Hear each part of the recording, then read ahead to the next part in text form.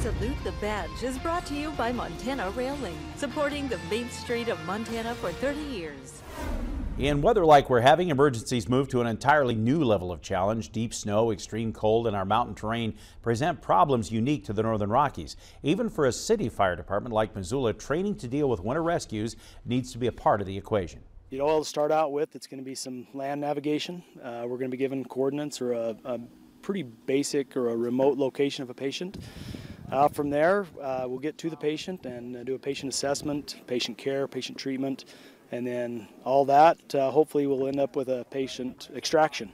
So getting them back down to a place where they can get either airlifted or ground transportation. The individual is lying in the woods approximately 50 feet off the trail. Missoula firefighters recently spent a long day training at Snowbowl, rescuing a gunshot victim from a wooded area, with a second team trekking far up the mountain for a patient who'd fallen from a chairlift. That requires anticipating not only the medical and rescue equipment, but what the teams need, from GPS units to food, water, and even the ability to shelter and start a fire as needed. And they need to stay safe themselves, even though this is just training.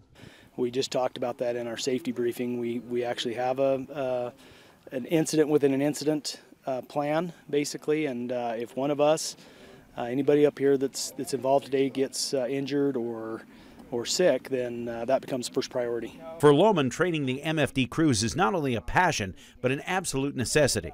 In a community as varied as Missoula, with as much outdoor recreation as we have, you just never know what emergencies might happen. Everything's new, you know, and that's kind of the nature of the business, is you don't know what you're going to get any given day. And so that's the experience, is trying to train for what you don't know you need to train for. Perfect example of that was the avalanche just a few years ago. So who would have thought, you know, we have avalanche in town. So if we have the training and the experience and the tools, we hopefully can be prepared for any type of situation. And the firefighters say you can help by being prepared yourselves when heading out for recreation, especially in these kinds of conditions. We'll have more on that in a future Salute the Badge report. For the past few months, we've been, actually the last year now, Montana Rail Link has teamed up with us to honor the men and women that dedicate their lives to serving us with our Salute the Badge series. And we're going to have a very special program coming up tomorrow night. We recap and replay some of the favorite episodes we've had in meeting these great men and women. That retrospective airs at 6 o'clock as we share many of our favorite stories from Salute the Badge.